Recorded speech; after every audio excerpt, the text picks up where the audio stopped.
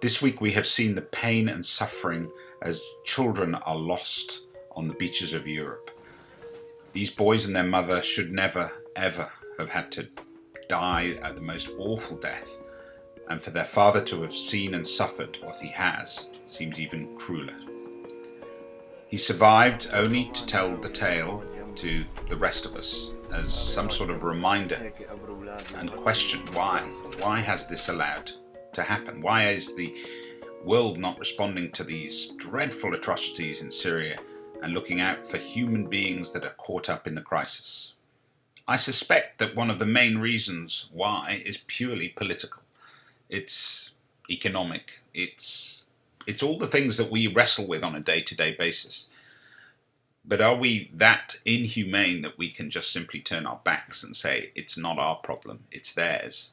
As Jews, and particularly right now, this week, when we're looking at ourselves and trying to come to some terms with the value of ourselves, I think it's our absolute duty to speak out for every refugee and every asylum seeker anywhere in the world and review that whole policy of where we settle and who should settle. Turn on your television. It's nonsense. Turn on your television. Well, it's nonsense. It's nonsense. So look at what's happening. Turn on your television. I mean, the latest atrocity apparently was it's nonsense. Turn on your television. Well, it's nonsense. Turn on your television. 4 young men being strung up and burned alive. I mean, the Nazis did terrible evil, but they had turn on your television.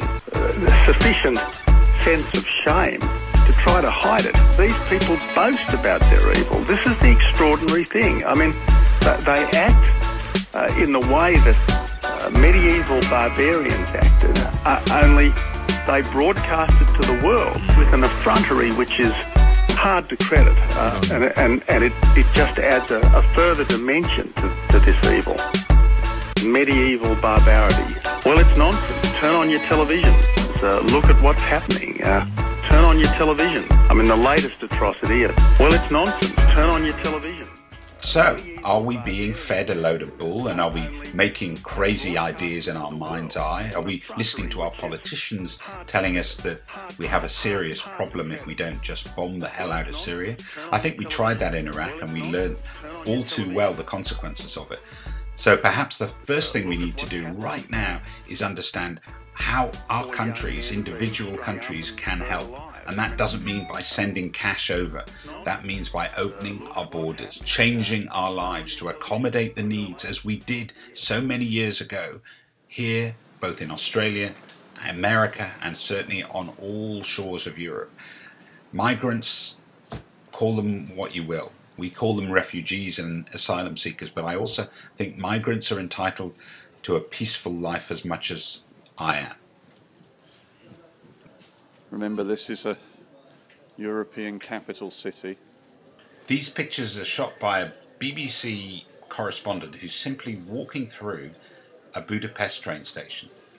There are literally thousands and thousands of people sleeping in corridors. Can you imagine this in Melbourne?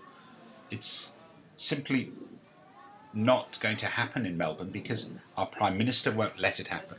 He'd rather turn the boats on which these people have travelled back to where?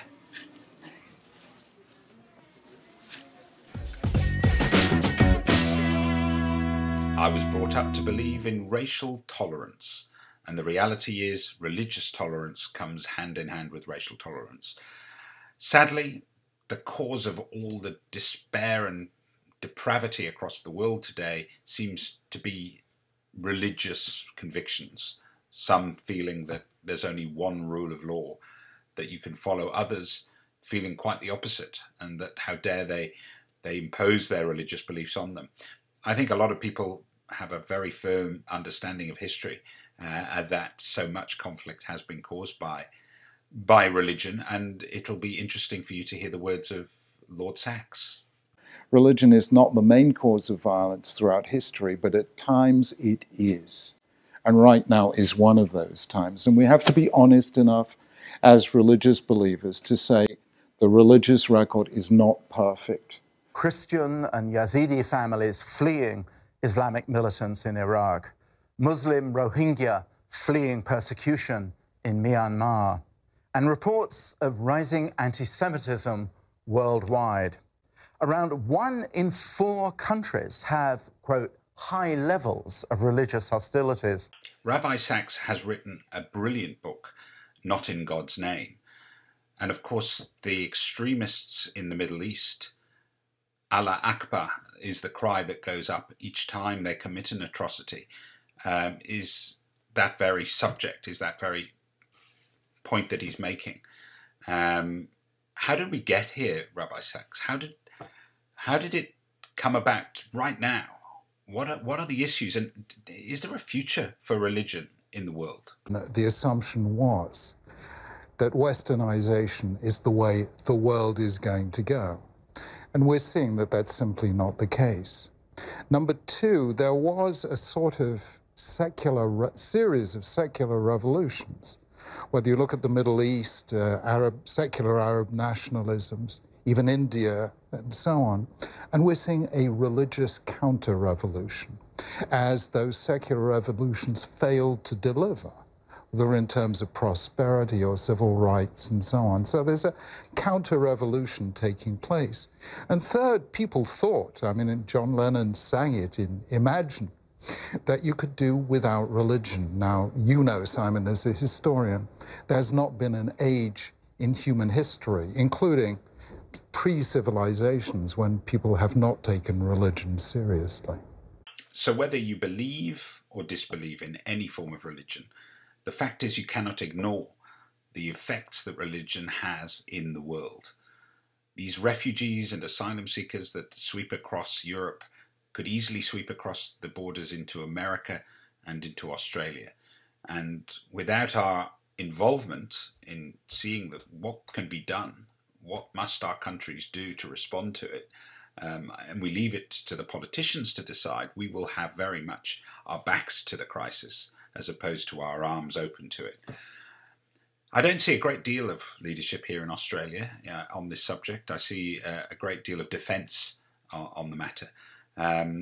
Young Owen Jones, who's not someone I would look to when it comes to supporting Israel or many causes that I perhaps believe in, has spoken out this week and is giving direct advice, if you like, to your man in the street. Perhaps if we listen to this, we might be inspired in our own countries to do more than we are right now. We've let in refugees before throughout our history, whether it be the Huguenots who fled France and persecution, Jews who fled Eastern Europe, the Asians who fled Idi Amin's Uganda. Let's build on that tradition. Every single one of you watching this, you can actually save lives. And we can do that, but only if we take action. Not just donating, though we do need to donate and help as best we can. But it means taking political action. So these are my suggestions. Write to your MP, demand they support a recall of Parliament to have this issue discussed immediately. And your local councillors. Put pressure on the local council to commit to bringing in a certain number of refugees. Don't just stop there though. A day of action has been called to support these refugees and to demand that we let some of those refugees in. And finally, in the last week run up to Rosh Hashanah, just want to wish you something.